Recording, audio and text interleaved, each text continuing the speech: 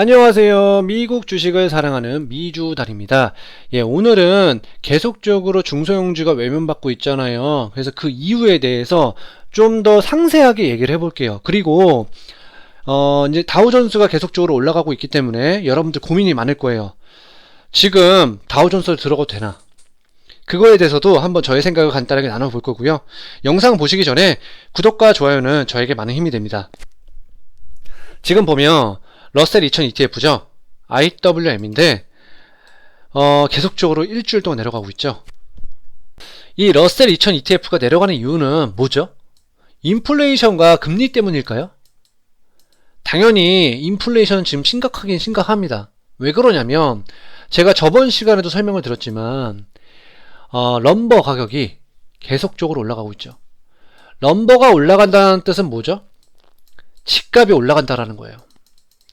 그런데 이 집값이 소비자 물가 지수에 들어가지 않아요. 집계가 되지 않는단 말이에요. 그러면 어떤 상황이 발생하냐? 지금 물가가 이제 2.4%가 넘었잖아요. 맞죠? 미국의 타겟 인플레이션 레이트는 2%입니다. 그런데 어떻게 생각하냐면 연준이랑 정부는 어떻게 생각하냐?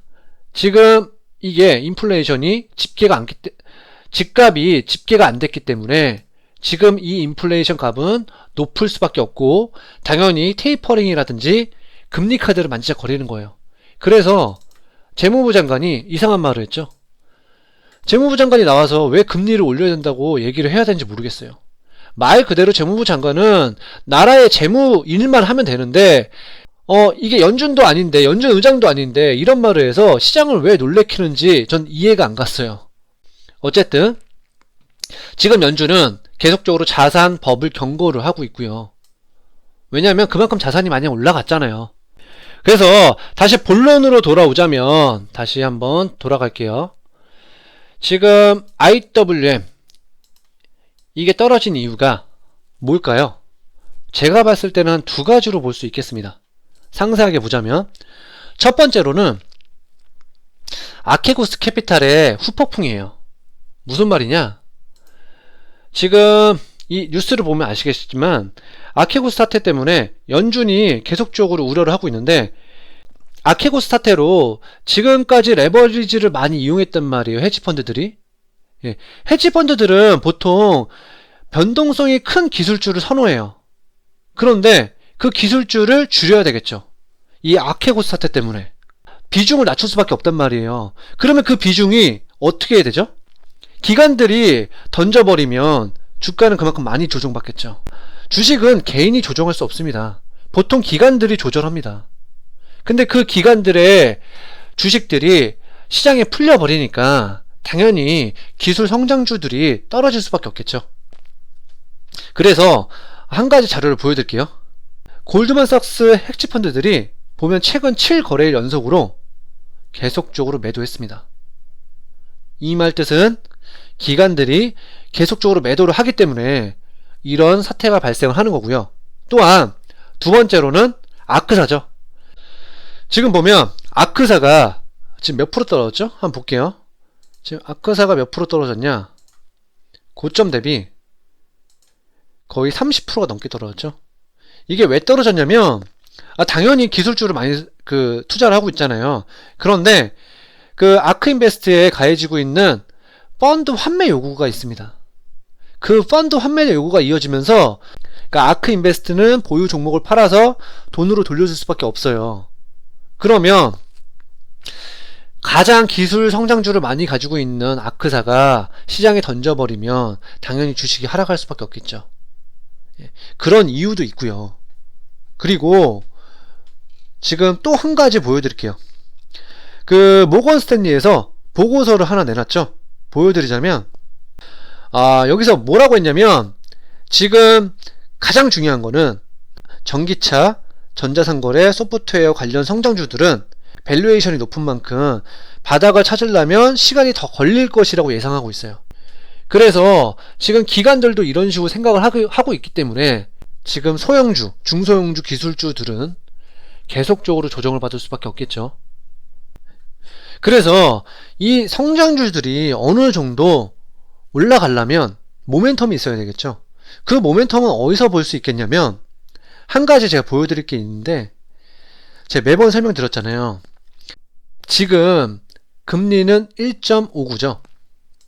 예, 지금 한 10년물 금리가 어떻게 되냐면, 다시 한번 보여드릴게요. 어저께 기준으로 1.58이었어요. 예, 근데 제가 저번에도 설명드렸죠. 한 2% 이상은 올라갈 거라고. 그러면 여기서 2%까지 올라가잖아요. 2%까지 올라간 다음에 이게 완만해지면, 이 올라가는 속도가 완만해지는 순간, 그때 기술 성장주로 돈이 유입이 되지 않을까, 저만의 개인적인 생각을 해보고요. 또 한 가지 위협되는 점이 또 하나 있습니다. 이건 또 저만의 생각인데, 지금 계속적으로 연준이 테이퍼링이라든지 금리를 만지작거리잖아요. 이제 오늘 실업률이 발표를 할 거란 말이에요. 9시 반에. 그러면 지금 6%잖아요. 그런데 지금 실업 청구 수당이 줄어들었죠. 어저께 기준으로. 예, 어저께 기준으로 또 줄어들었어요. 그럼 보면 실업률은 낮아질 수밖에 없겠죠. 당연히. 그러면 이 실업률이 3%대가 되는 순간 연준은 과감하게 테이퍼링을 할 거예요. 금리를 올릴 거란 말이에요. 그러면 저희가 대응을 해야 되는 건 어떻게 되냐? 보통 위험자산군인 주식은 거의 다 매도를 하시고, 보통의 경우 이럴 때는 인버스 ETF를 단기적으로 사놓으면 대응을 하실 수 있고요. 단기적이에요. 다만 그런데 테이퍼링 한다고 해서 주식이 계속 내려가진 않아요. 예, 그러나 저희가 대응은 해야 되잖아요. 예, 대응을 해야 되기 때문에 그럴 때는 단기적으로 인버스 ETF를 사놓으시면 어느 정도 이득을 보실 수 있을 것 같고요. 그리고 이제 또 다우존스에 대해서도 한번 설명 좀 드릴게요. 예, 지금 다우존스 보면 예, 코로나 이전보다 얼마나 올라갔죠? 한번 보여드릴게요. 코로나 이전보다 이게 얼마나 올라갔냐? 지금 17%밖에 안 올라갔어요.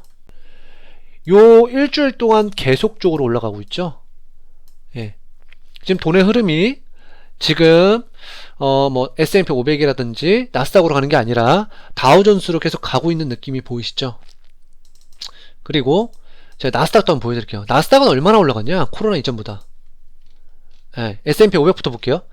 S&P 500부터 보자면 코로나 이전보다 24% 올라갔죠. 그리고 나스닥은 얼마나 올라갔죠?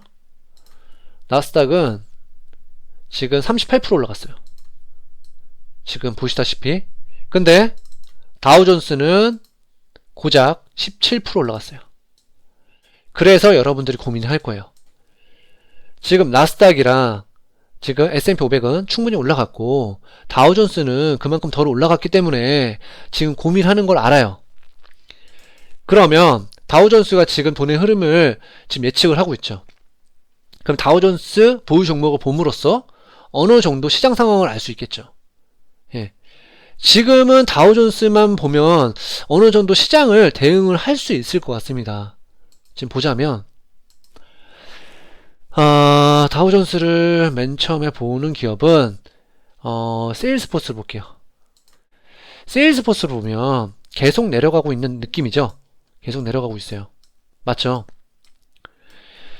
세일스포스는 이게 성장주는 아니에요. 그렇지만 뭘 봐야 되겠죠? 이거 세일스포스 같은 경우는 다우존스에서 기술 성장주로 봐도 손색이 없습니다. 예, 기술 성장주. 그쵸? 뭐 마이크로소프트라든지 애플 뭐 지금 다우존스에 들어가 있잖아요. 그런 기업은 미국을 대표하는 기업이지 기술 성장주로 보기에는 애매모호하죠. 그러면 세일스포스를 통해서 어느 정도 기술주를 볼 수 있다라는 말이에요. 근데 다우존스 중에서 세일스포스가 계속 내려가고 있죠. 그러면 기술주는 계속적으로 외면을 받고 있다라는 뜻이겠죠. 그리고 골드만삭스 볼게요. 골드만삭스 지금 올라가고 있죠. 계속 다우존스에서 지금 골드만삭스 그러면 금융 쪽은 계속적으로 올라가죠. 금리를 올리면 골드만삭스 같은 금융주들은 좋은 거니까요. 예. 그리고 또 다른 기업도 보자면 홈디포도 볼게요. 홈디포도 올라가고 있죠. 예. 홈디포도 계속적으로 올라가고 있는 모습을 보여주고 있죠. 지금 다우존스에서. 그리고 아메리칸 익스프레스도 계속적으로 올라가고 있죠. 그러니까 지금 말을 하고 싶은 건 뭐냐면 제가 지금 기술 성장주로 돈이 들어오지 않고 가치주. 다우존스는 가치주잖아요. 가치주로 돈이 들어오고 있는 느낌이고, 예. 전체적으로 봤을 때는 지금 뭐 홈디포라든지 지금 골드만삭스라든지 그런 기업으로는 돈이 들어오고 있지만 세일스포스만 보면 기술 성장주로 볼 수 있잖아요. 근데 계속 돈이 안 들어오고 있는 느낌이고 지금 가치주로 돈이 들어오고 있습니다. 그러면 여러분들이 고민하는 것 한 가지 설명드릴게요. 지금 다우존스 들어가야 될까요? 전 모르겠어요. 솔직히 말해서. 그건 모르겠고 다만 그건 확실해요. 지금은 흐름상 다우존스가 계속 리드를 하고 있어요. 돈도 계속 다우존스로 돈이 들어오고 있잖아요. 그러면 저희가 봐야 될 건 이 다우존스 섹터를 보면서 어느 정도 그 섹터가 올라가는지 안 올라가는지 그 정도만 체크하는 게 어떤가, 저는 그렇게만 생각을 하고 있고요. 그래서 뭐 저만의 개인적인 생각이니까 참고만 해주시면 좋을 것 같아요. 그래서 지금은 다우존스가 시장을 이끌어가는 모습이니 그 모습만 봐주시고 다우존스로 지금 들어가기에는 좀 저는 개인적으로 한 번 더 생각을 해보는 게 어떤가 다시 한번 얘기를 합니다. 그래서 오늘 제가 준비한 영상은 여기까지예요. 지금 여러분들 많이 힘들 거라고 알고 있어요. 뭐 지금 뭐 바이두도 많이 떨어지고 있죠. 뭐 테슬라도 많이 떨어졌죠. 그러니까 지금 뭐 금리라든지 인플레이션 뿐만 아니라 기관들이 계속 매도를 하고 있잖아요. 오히려 계속 비트코인으로 돈이 들어가고 있는 모습이고, 그래서 지금 계속 시장은 안 좋잖아요. 시장은 많이 올라갔다라고 생각하고 있잖아요. 지금 GDP도 지금 6.1%가 올라가면 그만큼 S&P 500은 조정을 받았어요. 그리고 제가 계속적으로 보여드리지만 지금 PMI 지수도 지금 0.9%밖에 성장 안 한다고 하고 있고, 예. 또한 소비자 신뢰지수 있잖아요. 소비자 신뢰지수가 지금 120이 넘었는데 그러면 S&P 500은 2.6%밖에 상승 안 했고, 또한 실업률이 낮아지면 그만큼 성장률은 낮아진다고 했죠. 실업률이 분명 낮아질 건 뻔해요. 그러면 그만큼 S&P 500 올라가는 그런 성장률도 줄어들 수밖에 없겠죠. 그러면 그게 5.8% 정도밖에 안 된다라고 얘기를 하고 있는데 이런 상황이라서 지금 전체적으로 시장이 별로 좋지가 않아요. 뭐 모멘텀도 부족하고. 그러나 나스닥은 계속적으로 우상향을 해왔잖아요. 그렇기 때문에 그런 긍정적인 관점을 유지하는 게 중요하다고 생각이 들고요. 그리고 여러분들 포트폴리오가 어떻게 되는지 모르겠지만 대형주 위주로 ETF를 50% 이상은 세팅을 해야 되는 게 맞지 않나, 예, 저만의 개인적으로 생각을 해봅니다. 여러분들 보면 간혹 보면 여러분들 성장주가 너무 비중이 높은 것 같더라고요.